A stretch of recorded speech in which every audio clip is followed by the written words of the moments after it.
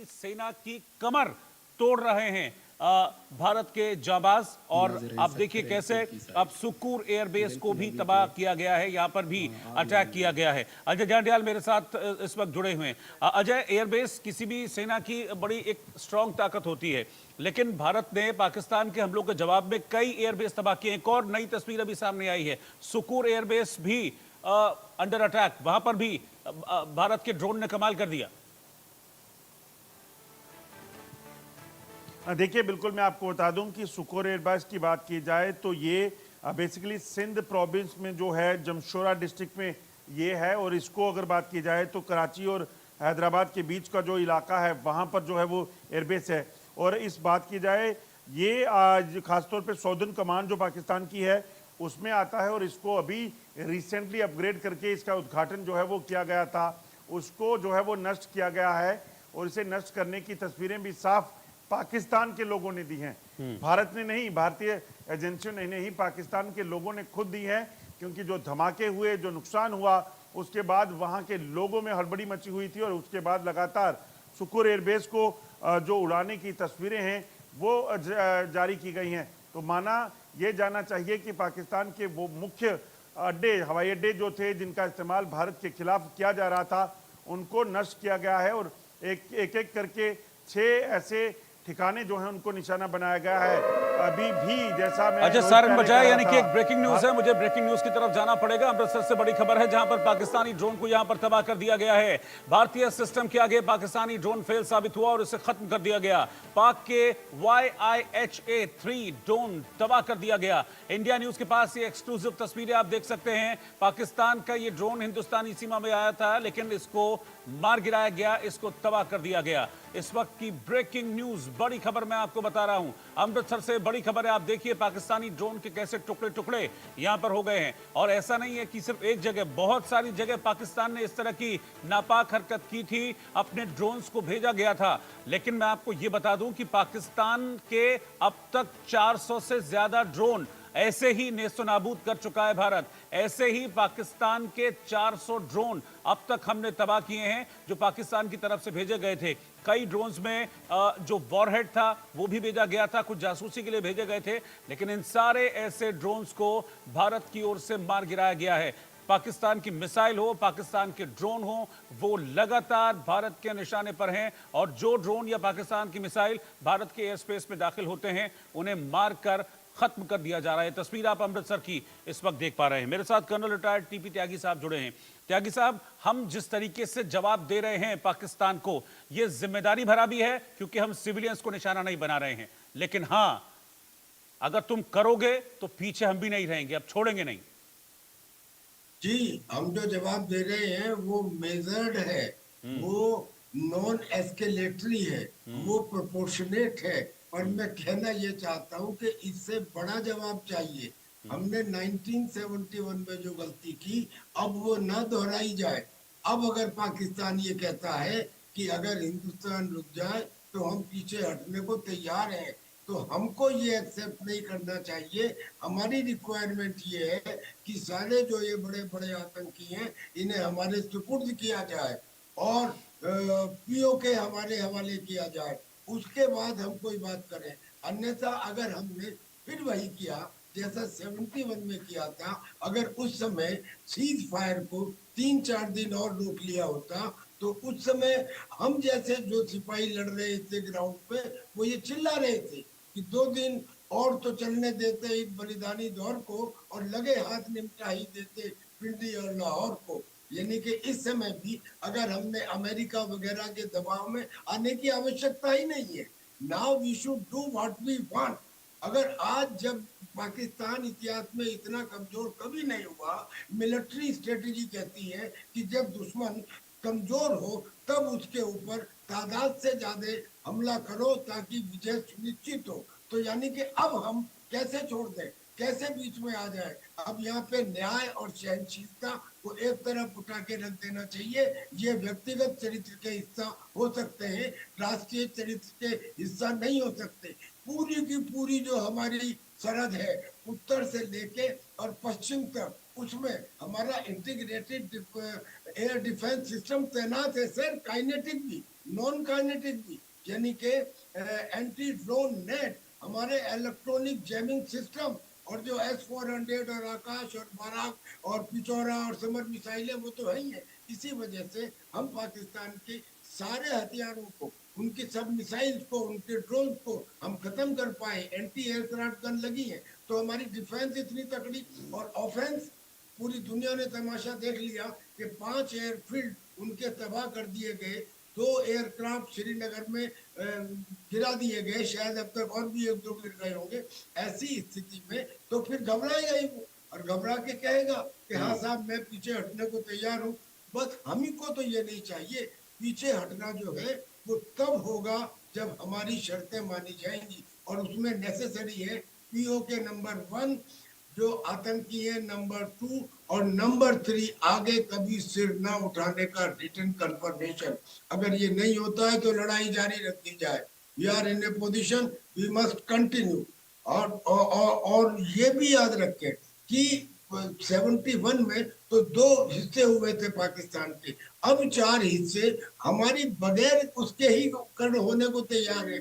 हमको सिर्फ इतना कहने की जरूरत है कि हम बलूचिस्तान के लिबरल के जो इंडिपेंडेंस की मांग कर रहे हैं, हम उनका मॉरल सपोर्ट करते हैं। उन्होंने ऑलरेडी अपनी खुद मुख्तारी का ऐलान कर दिया है। उन्होंने तो कह दिया है कि आप हमारे एम्बेसडर भेजो। उनके लोग तो कह रहे हैं कि आपको पाकिस्तान से कहने की जरूरत नहीं, मेरा जो एरिया और इस वक्त की ब्रेकिंग न्यूज में आपको बता रहा हूं, भारतीय सेना को एक बड़ी कामयाबी, एक और बड़ी कामयाबी मिली है। जम्मू में पाकिस्तान के ड्रोन को तबाह कर दिया गया है। बिश्ना इलाके में पाकिस्तानी ड्रोन तबाह किया गया है। तो एक के बाद एक बड़ा एक्शन पाकिस्तान के ऊपर। जम्मू से खबर आ रही है जहां पर पाकिस्तानी ड्रोन को न्यूट्रलाइज कर दिया गया है, तबाह कर दिया गया है। जम्मू के बिश्ना इलाके में यह पाकिस्तानी ड्रोन था, लेकिन इस ड्रोन को अब मार गिराया है भारतीय सेना ने। तो लगातार इस तरह की कोशिशें पाकिस्तान की तरफ से हो रही हैं। इस तरह की सस्ती और कायराना हरकत पाकिस्तान कर रहा है, लेकिन भारत लगातार माकूल जवाब दे रहा है और जम्मू में इस पाकिस्तानी ड्रोन को तबाह कर दिया गया है। टीपी त्यागी साहब मेरे साथ लगातार बने हुए हैं। त्यागी सर, हम लगातार 400 से ज्यादा अभी ड्रोन पाकिस्तान के मार चुके हैं और कोई नुकसान ये ड्रोन अभी तक भारत को नहीं पहुंचा पाए हैं, फिर चाहे वो ड्रोन हो चाहे मिसाइलें हो, लेकिन अपनी हरकतों से बाज नहीं आ रहा पाकिस्तान। देखिए, जिसके पास जितना सौदा था या जितना बारूद था उतना उसने इस्तेमाल कर लिया। मैं नहीं समझता कि एक दिन से और ज्यादा वो कर पाएगा। जिसे वार वेस्टेज रिजर्व कहते हैं, यानी कि उनकी डिफेंस प्रोडक्शन, उनकी ऑर्डिनेंस फैक्ट्री से निकलने वाला सामान, उनके 155 mm के शेल, उनके होविट्जर, उनके रॉकेट, ये चीजें तो उन्होंने यूक्रेन को बेच दी थी।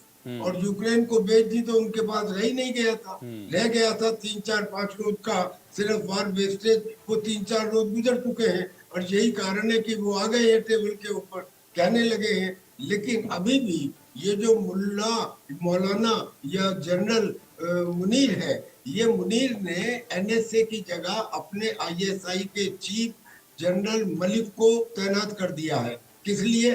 ताकि शहबाज शरीफ को साइड लाइन किया जा सके, हाशिए के बाहर किया जा सके।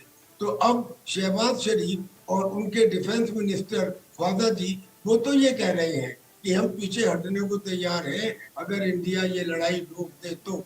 लेकिन मुनीर कह रहा है कि नहीं। तो मुझे लगता है कि अगले 24 घंटे में या तो पाकिस्तान की सरकार और सेना के अंदर कोई बड़ी टक्कर होगी या मुनीर को का तख्ता पलट होगा, मुनीर को हटाया जाएगा। क्योंकि मुनीर के जो और जनरल्स हैं वो भी उसके खिलाफ हैं। उसमें उनकी आर्मी में डिजर्शन हो चुका है, 5000 से ज्यादा लोग इस्तीफा दे चुके हैं। उनके जो यंगर ऑफिसर्स हैं, कैप्टन, मेजर, ये बाकायदा एक खुला पत्र उसको लिख के दे चुके हैं कि आप हट जाइए और अपनी जगह एक ग्रुप ऑफ जनरल्स को रख दीजिए। ऐसी स्थिति में हमें अपना मोमेंटम बना के रखना चाहिए। किस एम के लिए? एम तो नरेंद्र मोदी जी ने तय किया था कि धरती के इस कोने से उस कोने तक आतंकियों को और आतंकियों के आकाओं को मट्टी में मिला दिया जाएगा। सर, अभी आका कहाँ मिले हैं मट्टी में? एम पूरा कहाँ हुआ है? और आका कौन है? आका उन आतंकियों के आका, अगर हम ये समझे कि केवल हाफिज सईद और मसूद अजहर है, नहीं सर, उनके भी जो आका है वो ये हैं। वो जनरल मुनीर है, वो फौज की आर्मी है, वो पाकिस्तान की आर्मी है। लिहाजा हमें उनके ऊपर अटैक करना है और इसलिए we should maintain our aim and we should maintain our momentum. बिल्कुल जाहिर सी बात है, और उनके नेताओं के बयान भी ऐसे ही सामने आ रहे हैं, जिनका भी आप जिक्र भी कर रहे थे कर्नल त्यागी कि अभी इशाक डार, उनके जो डिप्टी प्राइम मिनिस्टर हैं, वो अब इस तरह की बातें कर रहे हैं कि हम और नुकसान नहीं चाहते हैं। यानी कि नुकसान हो रहा है, उनको समझ में आ गया। और जो आप बात कह रहे हैं कि गोला बारूद उनके पास बचा नहीं है, पहले भी इस तरह की रिपोर्टें थी कि 4-5 दिन से ज्यादा का गोला बारूद उनके पास है नहीं, और अब लग रहा है उनको शायद कि गलत कर दिया और इसलिए इस तरह के अब स्टेटमेंट्स दिए जा रहे हैं। बल्कि आज तो मौलाना मुनीर की बात भी हुई है मार्को रूबियो के साथ, इस तरह की भी खबरें सामने आ रही हैं। तो क्या अब ये कोशिश कर रहे हैं कि किसी भी तरीके से बस टल जाए और चीजें वापस पहले जैसी हो जाएं? जी बिल्कुल ये कोशिश कर रहे हैं। देखिए इनके पास ऑर्डिनेंस, यानी कि इनके पास वार वेस्टेज रिजर्व तो बचा ही नहीं है, इसमें कोई डाउट नहीं है। लेकिन अब ये जो पॉलिटिक्स है, इस पॉलिटिक्स में हमें 71 की तरह अब नहीं फंसना है। अमेरिका के लिए पाकिस्तान एक नेशन नहीं है, अमेरिका के लिए पाकिस्तान एक वेपन है। अमेरिका पाकिस्तान को साउथ एशिया के अंदर अपना एक बेस मानता है। अगर अमेरिका को अफगानिस्तान में या ईरान में कोई एक्शन लेना है तो वो कहाँ बेस रखेगा?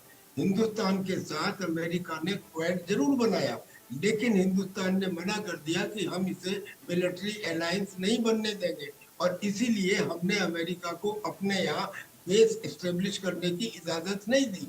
अब क्या करें? अब अमेरिका के लिए तो पाकिस्तान इसलिए जरूरी है साउथ एशिया में क्योंकि कोई और दूसरा नेशन है नहीं और अमेरिका लड़ता उनके साथ है। तो अमेरिका का जनरल मुनीर को ये कहना कि आप संयम बरते, ठीक है बरते संयम, लेकिन अमेरिका के कहने से हमें मानने की आवश्यकता नहीं है। मैं कुल मिला के यही बात कहना चाह रहा हूँ कि ये जो है ऐसे टाइम में इंटरनेशनल प्रेशर में आ जाए और हम सीज फायर डिक्लेयर करते हैं, दैट शुड नॉट हैपन। ये जनता के साथ में धोखा होगा। जनता ने, पूरी जनता, पूरा हिंदुस्तान, पूरे पूर्व सैनिक, सारे देशभक्त मोदी जी के पीछे खड़े हैं उनके एक वक्तव्य के ऊपर, और वो यही कि धरती के इस कोने से उस कोने तक आतंकियों और आतंकियों के आकाओं को मिट्टी में मिला दिया जाएगा। मुझे आकाओं के नाम बताओ जिसे मिट्टी में मिलाया गया हो। जो ये ऑपरेशन सिंदूर चलाई, इसका तो भरपूर समर्थन, 100% समर्थन खड़े होकर पूरा हिंदुस्तान सैल्यूट कर रहा है अपने प्राइम मिनिस्टर को और अपनी